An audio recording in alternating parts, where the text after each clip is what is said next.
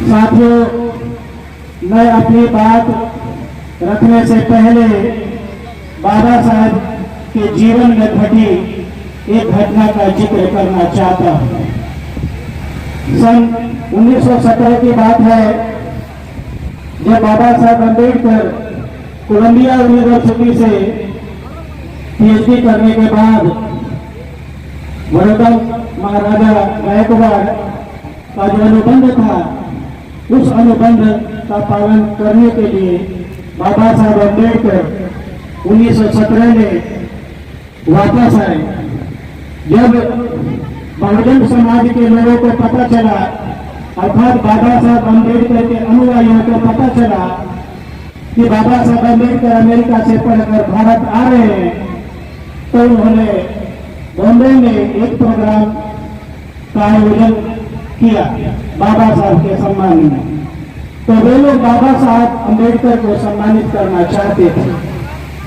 जब माता रामाबाई को पता चला, तो माता रामाबाई भी चाहती थी कि बाबा साहब का सम्मान होने वाला है, तो रामाबाई भी उस सम्मान समारोह में भाग लेना चाहती थी, बाबा साहब अम्बेडकर को सम्मानित होते देखना चाहती थी। साथियों और मातृशक्ति, इधर तो कुर्सी खाली है, लेकिन मैं नमन करता हूँ मातृशक्ति को कि सुबह से इस मौसम में जब तापमान 40 डिग्री से ज्यादा है, आप लोग डटी हुई हैं। तो आज का मेरा भाषण आज के लिए मैं समर्पित होगा। तो आज के समय में यदि कोई एसआई बन जाए, कोई दरोगा बन जाए, कोई ग्राम पंचायत सदस्य बन जाए, कोई प्रधान बन जाए, तो सबसे ज्यादा कोई इतराती है, तो सबसे ज्यादा उसके धर्म पत्नी जो है इतराती है। इसलिए रामाबाई अम्बेडकर को जब पता चला कि बाबा साहब अम्बेडकर कोलंबिया यूनिवर्सिटी से पढ़ के भारत आ रहे हैं, तो माता रामाबाई भी उस समारोह में जाना चाहती थी। लेकिन एक समस्या थी, और वो समस्या क्या थी? वो समस्या ये थी कि रामाबाई अम्बेडकर के पास एक भी नया साड़ी नहीं था, एक ही था जो पहनी हुई। समस्या ये थी। अब रामाबाई ने सोचना शुरू किया कि यदि मैं ऐसे ही सभा स्थल पर गई तो क्या पता कहीं स्टेज पर भी लोग बुला लेंगे।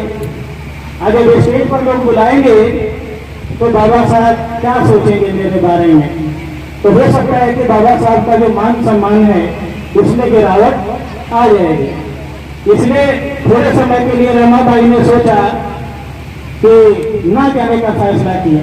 लेकिन अचानक उनके दिमाग में एक घटना थी, जब साहू जी महाराज ने अपनी पगड़ी बाबा साहब अम्बेडकर को भेंट की थी। तो पगड़ी भी लगभग जो है साड़ी के बराबर होता है महाराष्ट्र में, और राजस्थान में लोगों के सम्मान को पगड़ी दिया जाता है। अभी मैं गया था राजस्थान में, तो हमें भी वहाँ के लोगों ने पगड़ी भेंट की। तो पगड़ी भी लगभग साड़ी के बराबर ही होता है। तो रामाबाई अम्बेडकर ने सोचा कि उसको ही साड़ी बना लेते हैं जो साहू जी महाराज ने दिया था। तो जब रामाबाई अम्बेडकर ने पेटी खोल के देखा तो उसमें 2-3 जगह छेद था। फिर रामाबाई अम्बेडकर ने क्या किया, सुई और धागा से उसको रिपेयर किया, मरम्मत किया। उसके बाद उसको साड़ी बनाया। उसके बाद पहन के वहां गई जहां पर प्रोग्राम हो रहा था। लेकिन वहां जाने के बाद भी उनको लग रहा था कि स्टेज पर नहीं जाना चाहिए। तो जिस मैदान में प्रोग्राम हो रहा था वहां एक बरगद का पेड़ था, मोटा सा बरगद का पेड़ था। तो रमाबाई ने सोचा कि पेड़ के पीछे खड़ा होकर उन्होंने सोचा कि देख लेते हैं, देखना ही तो है कि बाबा साहब का कैसे सम्मान होता है। तो साथियों, उस बरगद के पेड़ के पीछे खड़े होकर रामाबाई ने वो पूरा कार्यक्रम देखा। लेकिन लास्ट में जब लोग अपने अपने घरों के लिए जाने लगे तो बाबा साहब अम्बेडकर का ध्यान उस बरगद के पेड़ की तरफ गया। तो बाबा साहब अम्बेडकर को लगा कि पेड़ के पीछे कोई छुपा है। तो फिर बाबा साहब ने सोचा कि कौन हो सकता है। तो लास्ट में बाबा साहब अम्बेडकर स्टेज से नीचे उतरे और उस पेड़ के पास गए कि देखने के लिए कि आखिर है कौन। तो जब बाबा साहब अम्बेडकर उस पेड़ के पास गए तो उन्होंने देखा कि ये तो रमाबाई अम्बेडकर है। तो बाबा साहब रमाबाई अम्बेडकर को गले लगाए और जी भर के रोए। बाबा साहब अम्बेडकर ने रमाबाई से पूछा कि जब तुम यहाँ आई गई थी तो स्टेज पर क्यों नहीं आई रमा। तो रमाबाई रोने लगी। वो दिखाने लगी जो 3-4 जगह छेद हो गया था उसको दिखाई कि अगर मैं स्टेज पर आती तो क्या सोचते ये लोग। तो बाबा साहब अम्बेडकर रमाबाई अम्बेडकर को गले लगाकर जी भर कर रोए और बाबा साहब अम्बेडकर ने रमाबाई अम्बेडकर को पहला संदेश दिया कि रमा, यदि हमें अपने लिए जीना होता तो तुम्हारे लिए सोने का महल बनवा दिया होता, लेकिन हमें अपने लिए नहीं जीना है। हमें इस देश के करोड़ों दलित, शोषित, गरीब, जो इस देश का हुक्मरान है, जो इस देश का मूलवासी है, उसके लिए हमें जीना है। हमारे लोग इस देश में जो इस देश के हुक्मरान हुआ करते थे आज अपने ही देश में दोहरे गुलामी की जिंदगी जी रही। इस दोहरे गुलामी की जिंदगी से आजाद करने का काम हमें करना है और मेरे मिशन में तुम्हारा साथ चाहिए।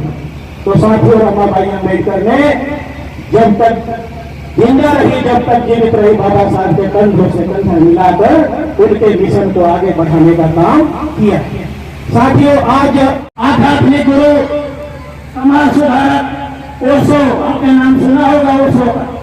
ओशो जब मिले पुणे बैठ के बाद बाबा साहब अम्बेडकर से, तो ओशो ने पूछा कि आपको कैसा फील हो रहा है।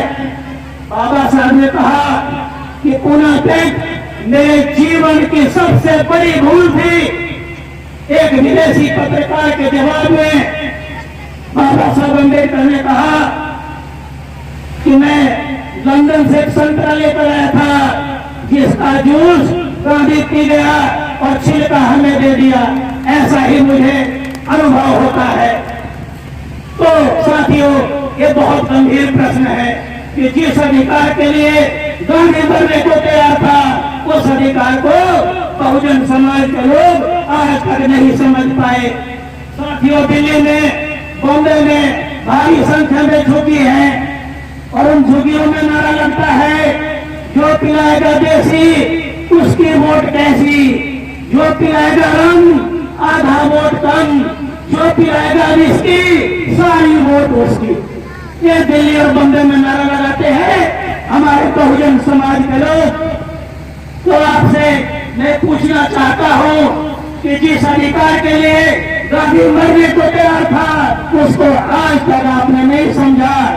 मैं कहता हूं कि आप संविधान भी ले लो, तमाम अधिकार ले लो, लेकिन एक वोट का अधिकार हमें दे दो। मैं उसे दोबारा संविधान लिख दूंगा, दोबारा सरकार बना लूंगा। इतनी ताकत वोट की कीमत है, लेकिन हमारे लोगों ने आज तक इसकी कीमत को नहीं पहुंचा। तो दिल्ली में एक और नारा लगता है, क्या नारा लगता है? ये मनुवादी लोग हम पहले लगाते थे, आज से 24 साल पहले दिल्ली में जब कांशीराम जी थे तब हम नारा लगाते थे, वोट हमारा राज तुम्हारा, नहीं चलेगा नहीं चलेगा, ये हम नारा लगाते थे। तो मनुवादी लोग क्या नारा लगाते थे?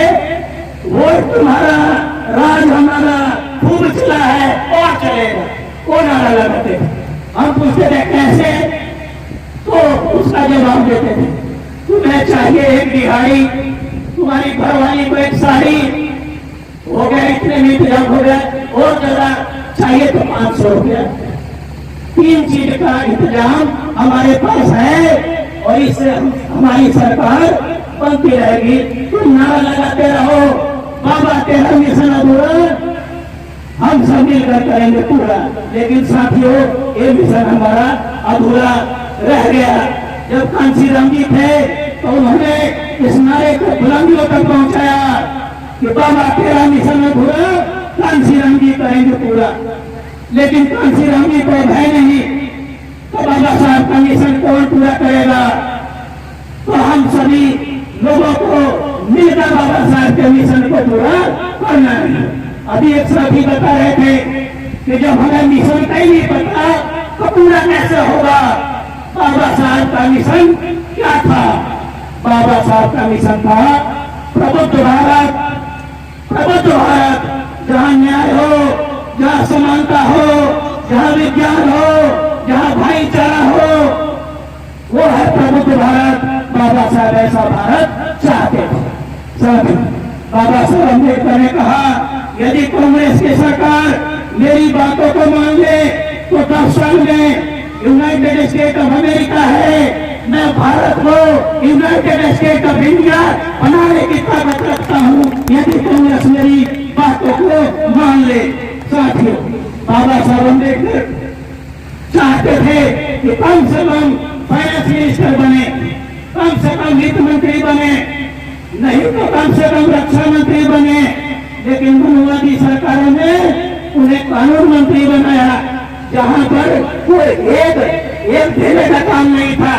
फिर भी बाबा साहब अम्बेडकर चाहते थे कम से कम जो वित्त मंत्रालय की कमेटियां हैं, रक्षा मंत्रालय की कमेटियां हैं, उनका भी सदस्य बना दो, क्योंकि मेरे पास वो तरीके हैं भारत को कैसे विकसित राष्ट्र बनाना है, कि मेरे पास तरीके हैं, मैं उसका इस्तेमाल करके भारत को विकसित राष्ट्र बनाऊंगा।